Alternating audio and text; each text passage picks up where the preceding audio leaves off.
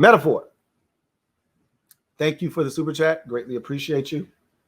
Fourth of the night from Metaphor, who writes, true.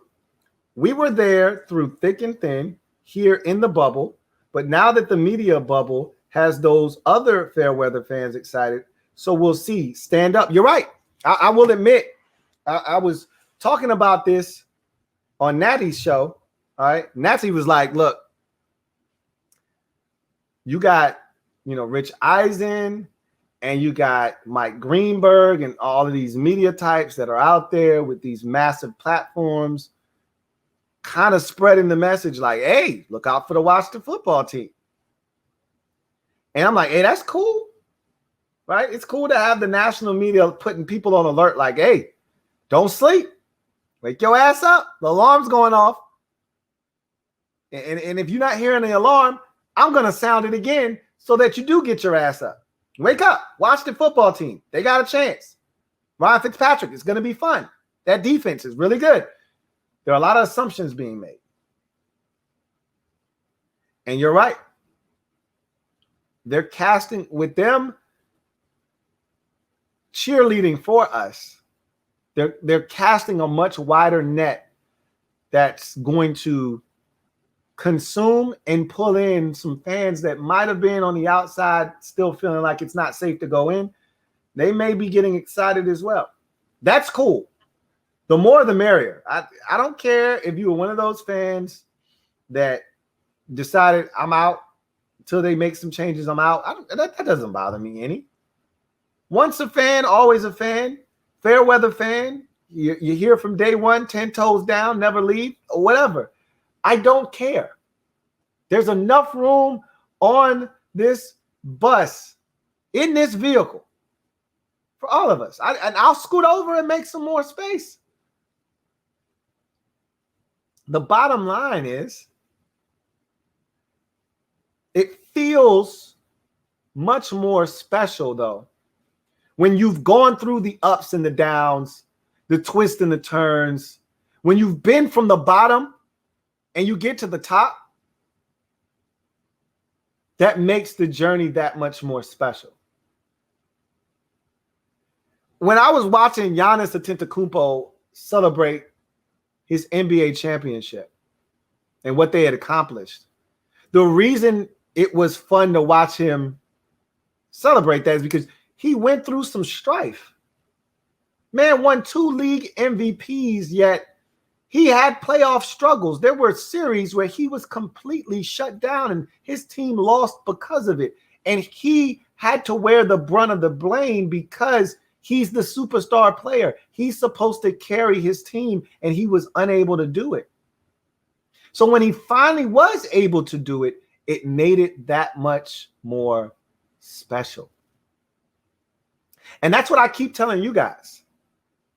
I don't know when this thing's going to finally come together and we figure it out and we finally get over the hump and make something of a season and not just talk about it, but actually do it. I don't know when that's going to happen.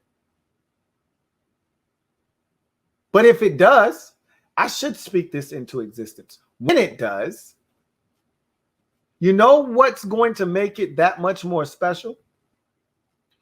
Looking back on where we came from, thinking about that 3-13 season with, 2 different head coaches and, 3 or 4 different quarterbacks and not knowing where this organization was going to go and hoping and begging and pleading that they fired Bruce Allen at the end of the season.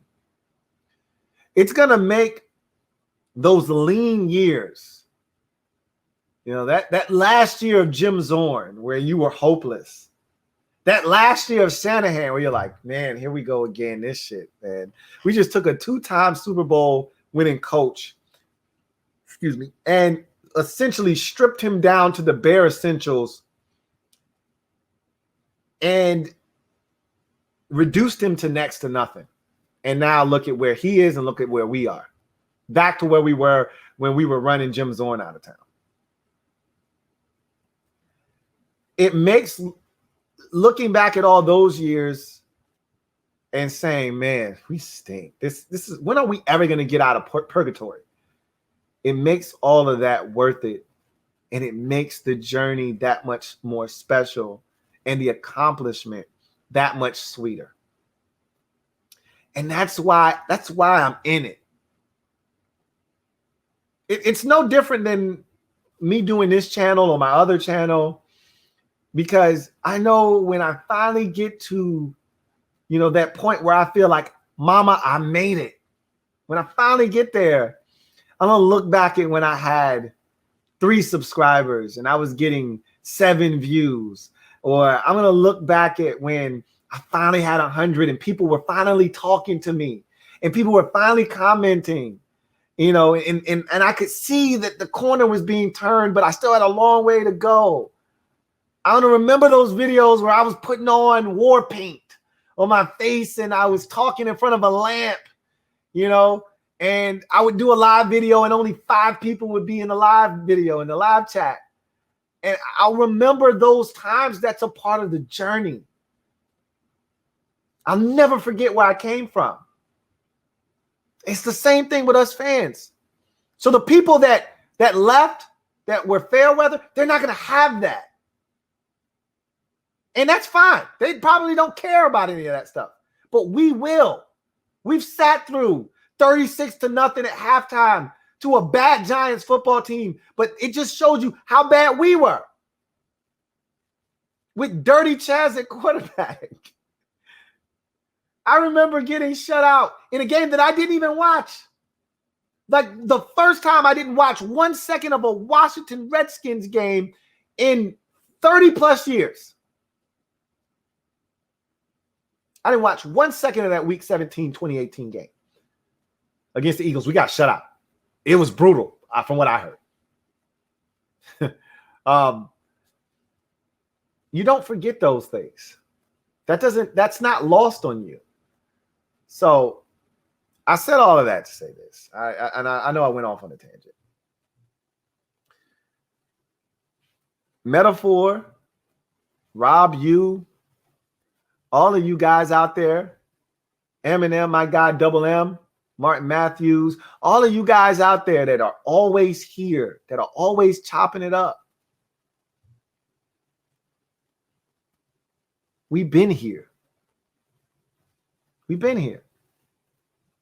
Big Money, Sonny, all of these people that are regulars, that are chopping it up here.